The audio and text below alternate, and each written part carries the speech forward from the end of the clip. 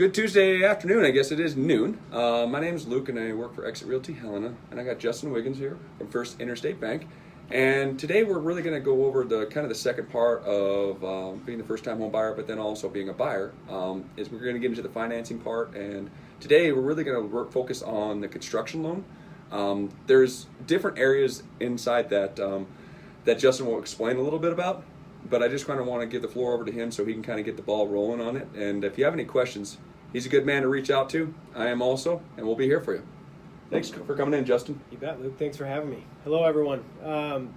So to kind of get right down into the nitty gritty on construction loans. So traditionally, there's several ways to skin the cat in terms of construction. You can go through, just to talk through a few of these briefly. The traditional way where the bank will handle the construction loan portion draws payable to the builder. Most banks in that scenario are going to want a pretty sizable capital or cash infusion up front. So to put it in perspective from our bank is they'll generally want anywhere between 10 and 20% of the total acquisition. And not to back up a little bit, but when banks talk about acquisition, that being said, it is lot cost plus cost to build. Those two added together equals the acquisition cost. Now, on the traditional side, they'll want 10 to 20% of that amount that you would put into the transaction up front. Then once all of those draws are paid, let's say 4, 6, 8 months down the road, house is built, then you refinance that loan into the permanent finance loan, the 30-year fixed rate, 15-year fixed rate. So in that scenario, you have two loans, one for the construction and then one for the permanent financing, or what lenders call construction to perm. But with that being said, one thing to consider, and we see it quite often here and in other regions, is if you own the lot, so you own the ground and are bringing a builder in to build, that valuation of the lot does get treated as equity. So let's say you were either gifted some land or you bought some land outright years ago or recently. The value of that lot does get treated into the overall acquisition.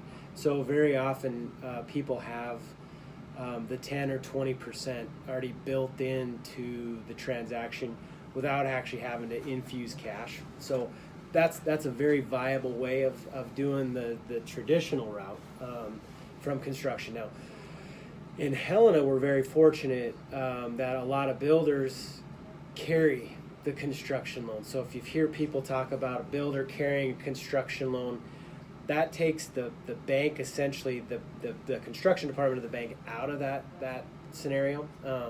So in that case where the builder carries the construction loan, you're doing a buy-sell contract. Luke drafts that up and you negotiate all those terms with the builder, and they build it to your plans and specs, and you purchase essentially the finished product via buy-sell contract.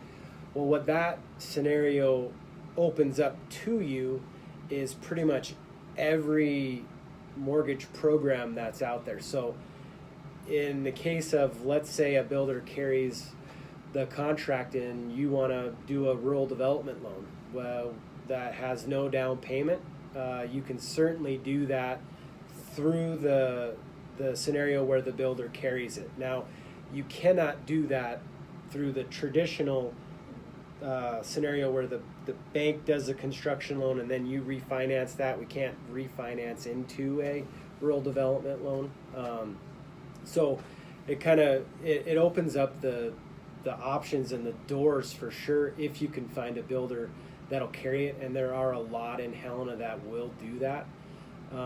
Definitely, get with Luke on those, or myself, and we can kind of direct you to, some of those builders. But it's when you're talking what's out there in terms of inventory, neighborhoods, locations, things like that. Building is going to continue being a very, very viable, thing that we're gonna continue to see. I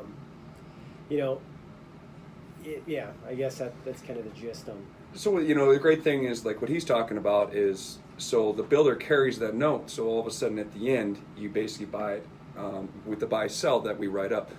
It gives you more options. And so you can put your personal touch on that home. What he's talking about with the inventory, because right now, and it just is statistically right now, we're short on houses on the market. And so a lot of people are looking at building houses. And this is definitely a viable option when they sit there and go, hey, you can put your own touch on it. You can have your own kind of way. And at the end, not putting down $10,000 to $20,000. And I think that's where a lot of misconception is that a lot of people think that, the traditional route, they can build it exactly how they want it built. Yep. And that's the only way to do that. And if they go through the builder who carries it, that they lose that personal touch, and that's not the case. That might be the case if it was like a true spec home, like the builder built it first and then found a buyer after, but that's not quite. Helena's not it's not a very big spec market. So what happens is generally you and the builder come together, and the builder carries it, they build it to your plans and specs, and as Luke mentioned, buy-sell contract. So even though it's a construction loan per se, you're still actually doing a buy-sell to purchase. So the bank treats it as a purchase. A purchase transaction opens up the doors to all the different programs that are out there. And obviously there's different levels of home price and loan limits and income limits and all of that.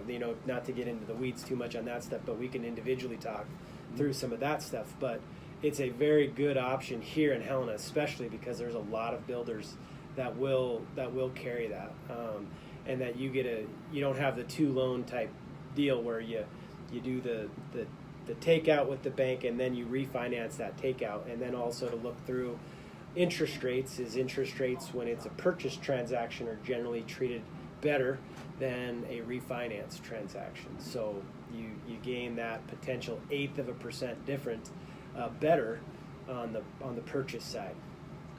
And we'll definitely go into a lot more as we go through this series about each different type of loan. We talked about RD, conventional, we talked about the FHA. There's different areas of loans out there. But this is one area that I wanted to touch on early, because the thing is that especially as first-time home buyers, millennials like myself, we like new things. We like to have that touch on our property. And so this is kind of why I wanted to get that ball rolling. But we'll touch a lot more about the other type of financing out there. But I really do appreciate you coming in there, Justin, and just kind of giving us a little bit of synopsis. Again, he's Justin Wiggins at First Interstate Bank, and I'm Luke Denneter at Exit Realty Helena. And if you have any questions, give us a call, and we'll be here to help you out. Thank you. Great. Thank you.